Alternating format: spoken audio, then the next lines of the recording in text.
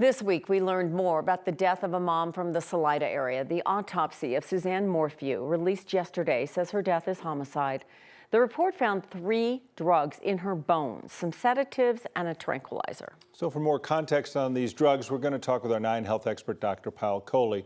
So we talk about sedatives, and those might be found in many people. Tranquilizers are not for people. Yes, in fact, 2 of the 3 drugs that were found in her body are not used in humans. They're for animal use only. One of them does have a human indication for pain relief. It's an opioid, the butorphanol that she had in her system. It's used for migraines and such. But the azaparone and the medetomidine are animal products. And so that second medicine is actually used as an antipsychotic for pigs, mostly as a sedative, to subdue them if they're being agitated or they need a prolonged procedure. And that third medicine is actually an anesthetic medicine that's used before anesthesia or surgery on animals. Tell us about this science, though, like finding a body 3 years later and still being able to find these traces of these tranquilizers in her system. It's amazing science. It is amazing. And so what it tells us is that the concentration was probably a bit high, right? Because how much we find dissolved into the tissues depends on the concentration of the drugs administered. It also depends on how much tissue you have and whether those drugs dissolve in water, in fat, or in muscle. And so different drugs have different properties as to how they dissolve. Suzanne was apparently healthy, so she probably had normal kidney function, normal liver function, so how they're metabolized was probably normal.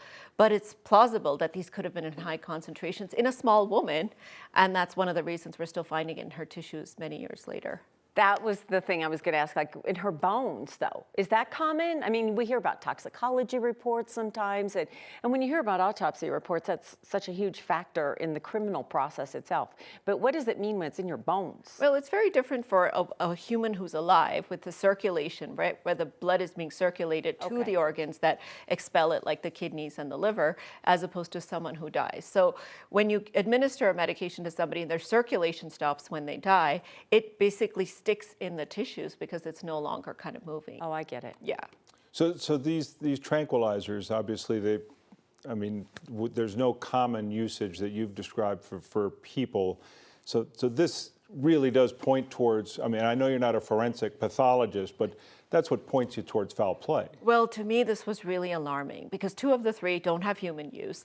They're highly regulated. So how someone would even get a hold of them to administer them, and they're used as injections. So you have to give them intramuscular or intravenous. These are not readily available from a pharmacy or even on the streets. These are very highly regulated compounds. And when used in combination with each other, you know, one being an opioid, one being an antipsychotic, and one being a tranquilizer or sedative, you're talking about synergistic effects on suppressing respiration, your breathing, suppressing your circulation, your heart, even causing conditions like hypothermia or low temperature. So that could be the cause of death.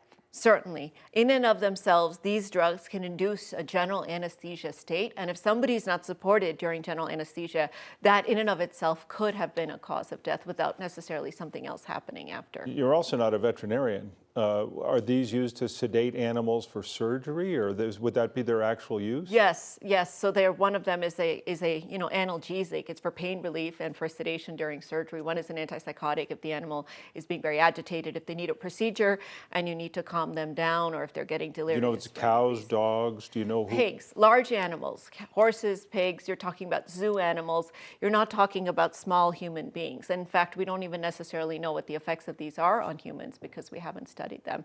So the fact that we found it in her body, to me, is highly unusual. Even that story that we heard from the lawyer that it might be readily accessible because that was a wildlife hunting area is a little bit suspicious to me because, again, these are regulated drugs that are imported, that you need a special permit. You need to say why you're importing them, which animals you're using them in order to get them here into the U.S. Well, it's just proof of how important an autopsy is, and a doctor doing these kinds of tests. Otherwise, sometimes and there was a lot of relief when her body was found because people wondered what happened. But this opens the door to a few more questions. It does, and it can answers. hopefully help us to know not just how she died, but also maybe some of the other circumstances leading up to her death.